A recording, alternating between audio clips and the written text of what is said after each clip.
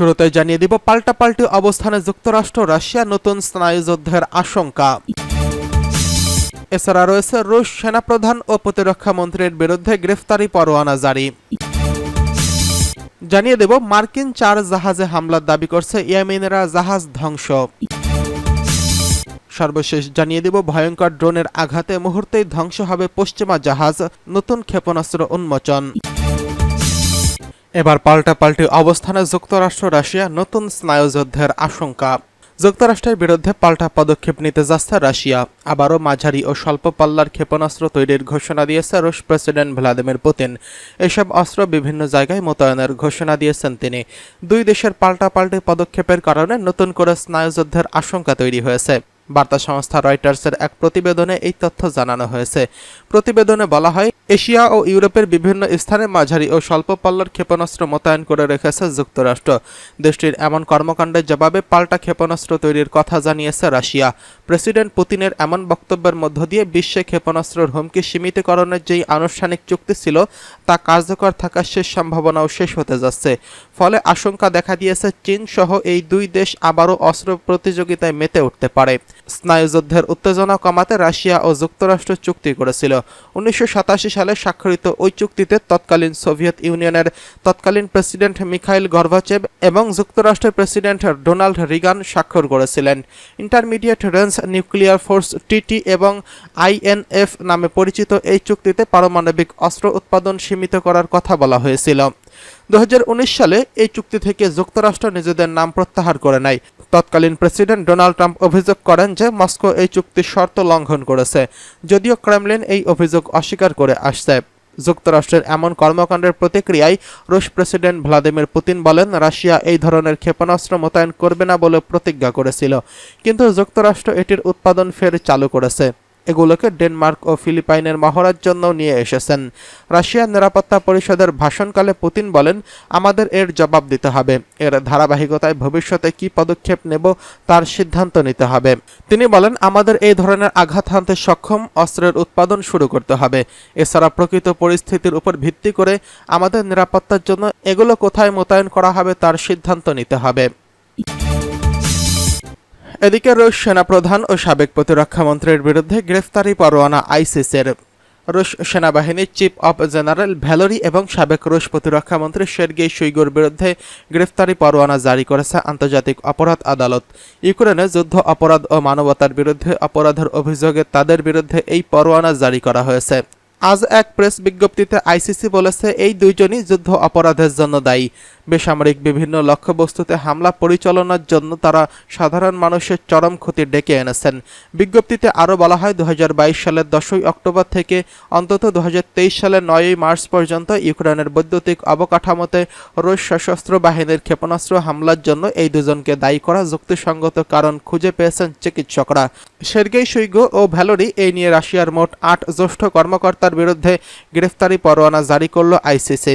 ইউক্রেনীয় শিশুদের রাশিয়ায় নিয়ে যাওয়ার ঘটনায় যুদ্ধ অপরাধের অভিযোগে রাশিয়ার প্রেসিডেন্ট ভ্লাদিমির পুতিনের বিরুদ্ধে এর আগে গ্রেফতারি পরোয়ানা জারি করে আন্তর্জাতিক অপরাধ আদালত। এদিকে আইসিসির এই সিদ্ধান্তকে স্বাগত জানিয়েছেন ইউক্রেনের কর্মকর্তারা। ইউক্রেনের প্রেসিডেন্ট অফিসের প্রধান আন্দ্রেই ইয়ারমাক বলেছেন, শুইগু এবং গেরাসিমভকে ব্যক্তিগতভাবে দায়ী করার বিষয়টি একটি গুরুত্বপূর্ণ সিদ্ধান্ত। আইসিসির এই আদেশের বিষয়ে রাশিয়ার কোনো বক্তব্য পাওয়া যায়নি। দেশটির হেগ ভিত্তিক আন্তর্জাতিক অপরাধ আদালতের সদস্যও নয়। মস্কো বারবার বলেছে, ইউক্রেনের জ্বালানি অবকাঠামো তাদের বৈধতা সামরিক লক্ষ্যবস্তু হলেও বেসামরিক ইউক্রেনীয় এবং বেসামরিক অবকাঠামোতে তারা কখনোই লক্ষ্যবস্তু করেনি। 2022 সালের ফেব্রুয়ারি মাসে ইউক্রেনের সামরিক অভিযানের ঘোষণা দেয় রুশ প্রেসিডেন্ট ভ্লাদিমির পুতিন। এরপর আজ পর্যন্ত টানা 851 দিনের মতো চলছে দুই দেশের সংঘাত।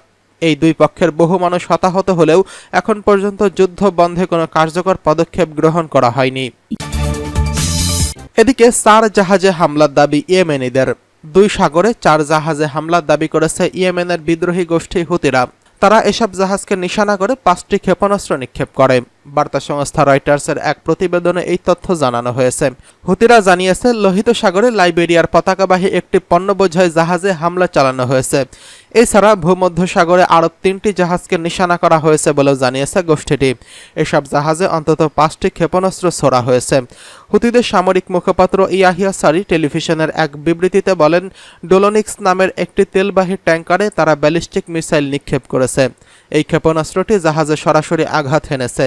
মার্কিন জাহাজ চলাচল নজরদারি করা প্রতিষ্ঠান জানিয়েছে ইয়েমেনিদের হুদাইদা বন্দর থেকে 150 নটিক্যাল মাইল উত্তর পশ্চিমে একটি জাহাজে হামলা চালানো হয়েছে, তবে এতে কোনো ক্ষয়ক্ষতির খবর পাওয়া যায়নি। ইয়াহিয়া সারি বলেন, এছাড়া লোহিত সাগরে লোয়াসিন নামে একটি জাহাজ এবং ভূমধ্যসাগরে ওয়ালেট ট্যাঙ্কার ও জোহাসেন মিয়ানস্কো জাহাজে হামলা চালানো হয়েছে। মার্কিন সেনার সদর দপ্তরের তথ্য অনুযায়ী গত 19 নভেম্বর থেকে লোহিত সাগর ও এডেন উপসাগরে 50টিরও বেশি জাহাজে হামলা চালিয়েছে হুতিরা। তাদের এই হামলার ভয়ে বেশিরভাগ জাহাজ কোম্পানি গুরুত্বপূর্ণ এই 2 নৌপথ এড়িয়ে গন্তব্য পাড়ি দিচ্ছে। এতে পরিবহন ব্যয় বেড়ে যাওয়ায় বড় ধরনের ক্ষতির মুখে পড়ছে পশ্চিমারা। হুতিদের হামলার জবাবে বেশ কয়েকটি দেশের সমন্বয়ে একটি টহল জোট গঠন করে যুক্তরাষ্ট্র। এই জোট গঠন করেন ইরানপন্থী যোদ্ধাদের থামাতে না পেরেও ইয়েমেনিদের হুতিদের বিভিন্ন সামরিক স্থাপনায় বিমান হামলা চালায় ব্রিটিশ ও মার্কিন বাহিনী। তবে হামলা করেও এখন পর্যন্ত তাদের থামাতে পারেনি পশ্চিমারা। ভয়ঙ্কর ড্রোনের আঘাতেই মুহূর্তেই ধ্বংস হয়ে যাবে পশ্চিমা জাহাজ, কঠোর হুঁশিয়ারি ইয়েমেনের। গাজা যুদ্ধ শুরু করার পর থেকে ইসরায়েলের উপর আগ্রাসী হয়ে উঠেছে আরব দেশ ইয়েমেন।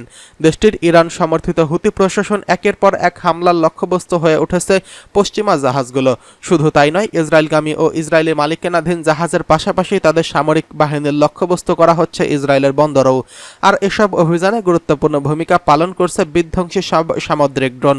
সম্প্রতি এমনই এক ভয়ঙ্কর ড্রোন সামনে এনেছে হুতি বিদ্রোহী সামরিক বাহিনী।